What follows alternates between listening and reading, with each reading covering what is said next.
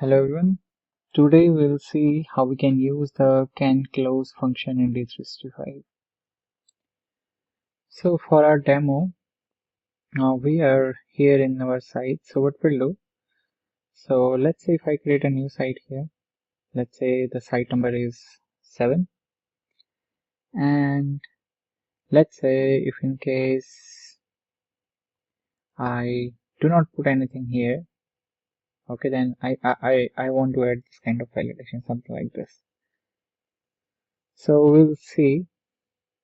So first of all, we'll see what is our form name. Go to recent here. So my form name is invent site.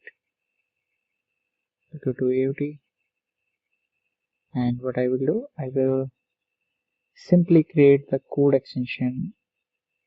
So I will click on this create code extension, and by the time it is opening, I will open my invent site form as well.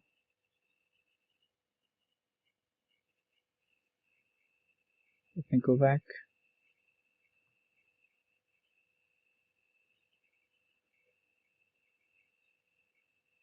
Click designer.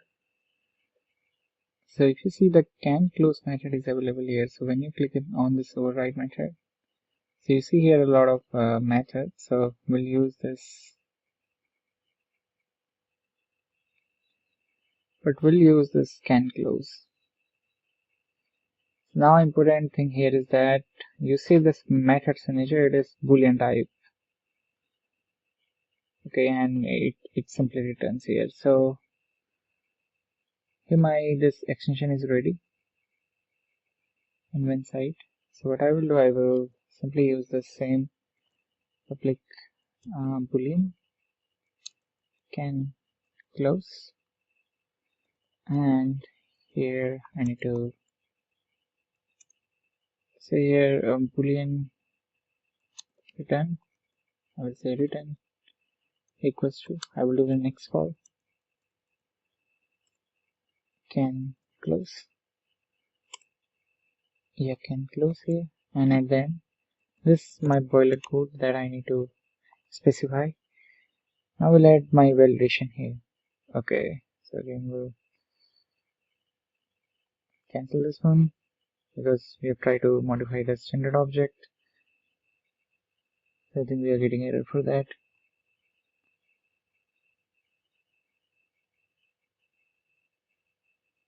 Yeah, we'll close this one. This is a standard one. We are not allowed to do changes. But just for having the method declaration, I created there. So now we'll add validation here.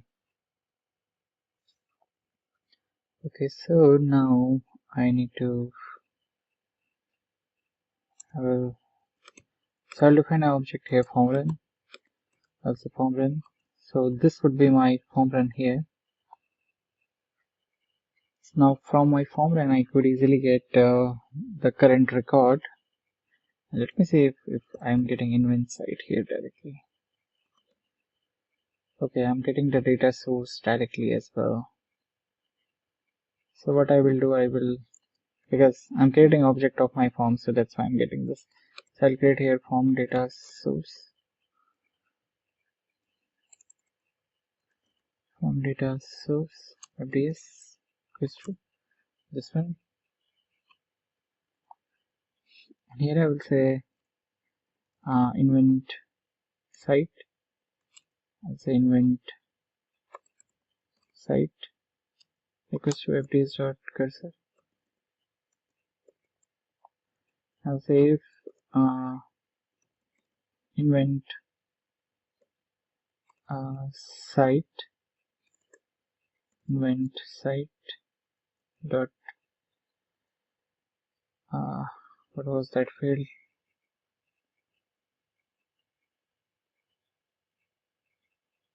Field name is name. Invent site dot name. If this will be blank, so I will throw error. I'll say RET equals to check field. say site description is mandatory, something like this.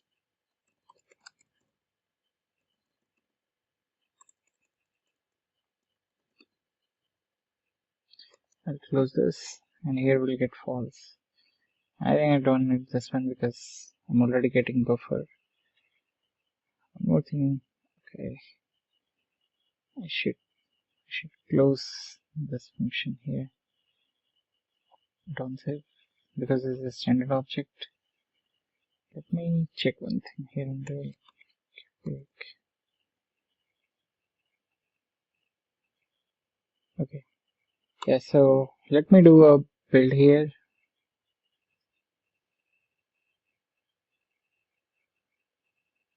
Right click, build. So the build is completed now. So now let me go back to this. So now if you will try to create a new record, let's say I created site as 8, and if I will leave this as blank, I will try to come back, so it will throw me error. Let me do a refresh here. And even in older records, let's say if you go to the 7 here, the one which we created, and let's try to edit this.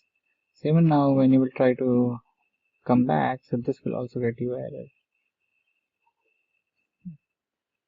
So let me reiterate what we have done. So we want to use this canClose method at the form level. So for that, what we did, we created a COC of our form. Then we simply write the standard, this boiler code here. We did the next call here, and at the end we simply return this. Now, when you are creating COC of your form, so at the time you can easily get form data source. Then you simply store your form data source, and then from form data source you simply get your cursor. Then we simply check if this field is blank. It means like if the description, that is the name field, is blank, then we display this message and we simply put false here, and at the end we simply return false here, so that this will prevent the user from closing the form, and this kind becomes a mandatory here. So thank you for watching this video.